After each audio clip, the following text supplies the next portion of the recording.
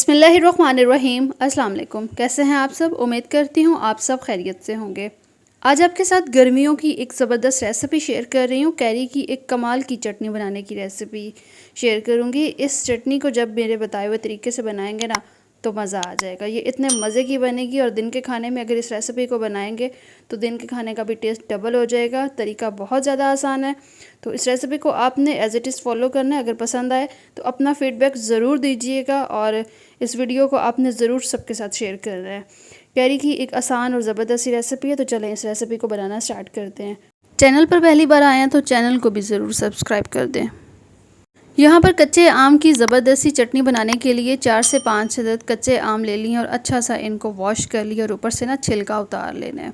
छिलका उतारने के बाद आपने इसको रफली सा काट लेना है, इस तरह से जैसे मैंने यहाँ पर काट लिया है। इस चटनी को फ्लेवरफुल बनाने के लिए यहाँ पर आधा किलो टमाटर ले रही हूँ। टमाटर जो है आधा किलो है क्वांटिटी में और अच्छे से वॉश कर ली हूँ। ऊपर से जो इसका जड़ वाला हिस्सा होता है ना, ये हमने ऊपर से रिमूव कर लेना है और एक कढ़ाई ले लेनी है और कढ़ाई में हमने टमाटर इस तरह से शामिल कर देने हैं।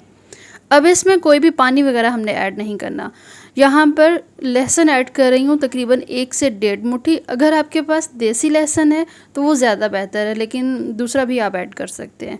फिर इसमें हम कच्चा आम शामिल कर देंगे, साथ ही इसमें नमक ऐड करेंगे तकरीबन 1 टीस्पून या फिर हस्बे ज़रूरत।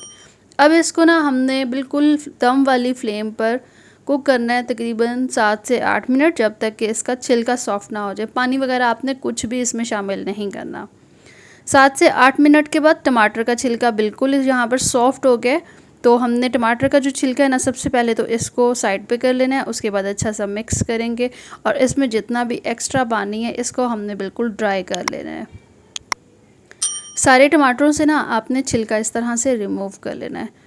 अब चम्मच की मदद से इसमें एक दफ़ा चम्मच हिलाएंगे और साथ ही हल्की सी आंच पर ना इसका जितना भी पानी है हमने ड्राई कर लेना है और थोड़ा सा इसको मज़ीद यहाँ पर मैश करेंगे ताकि ये थोड़ी सी ना और सॉफ्ट हो जाए, कैरी भी और टमाटर भी। फिर इसको हमने किसी भी चॉपर में या फिर किसी भी कूंडी डंडे की मदद से ना बिल्कुल अच्छा सा मिक्स कर लेना है, लेकिन पहले इसको ना ठंडा कर लेना है।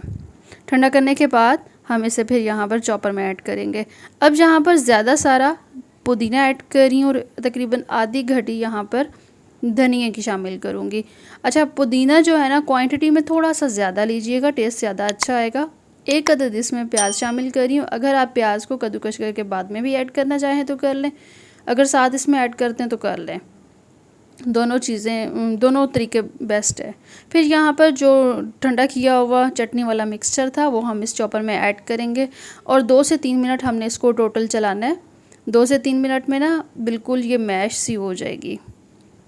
अगर आपके पास घर में चॉपर नहीं है तो आप कूंडी डंडे में भी ये प्रोसेस कर सकते हैं, इजीली हो जाएगा। ये चटनी बहुत मज़े की बनती है, इसका टेस्ट बहुत मज़े का होता है। जैसे आजकल गर्मी और गर्मियों के मौसम में दिन के खाने में ये चटनी बहुत मज़ा करेगी। और अगर आप सालन ना भी बनाएं तो भी आप अगर ये चटनी बनाकर लंच में ऐड करेंगे ना तो फिर भी बहुत ही ज़बरदस्त टेस्ट होगा लंच का।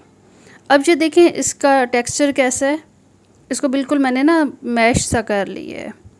बहुत ही ज़बरदस्त और फ्लेवरफुल सी यहाँ पर चटनी रेडी हो गई है। तो बस इसे हम सर्व करेंगे, एक बाउल में निकालेंगे।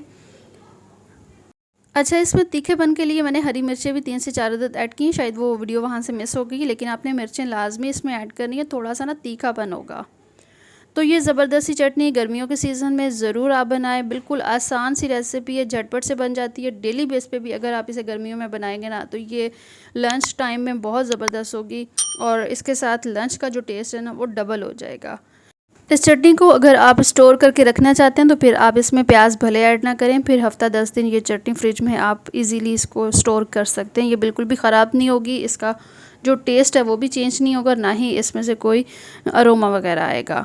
तो उम्मीद करती हूँ ये आसान सी ज़बरदस्त सी वीडियो आपको पसंद आई होगी। वीडियो पसंद आई तो लाइक ज़रूर कर दीजिएगा।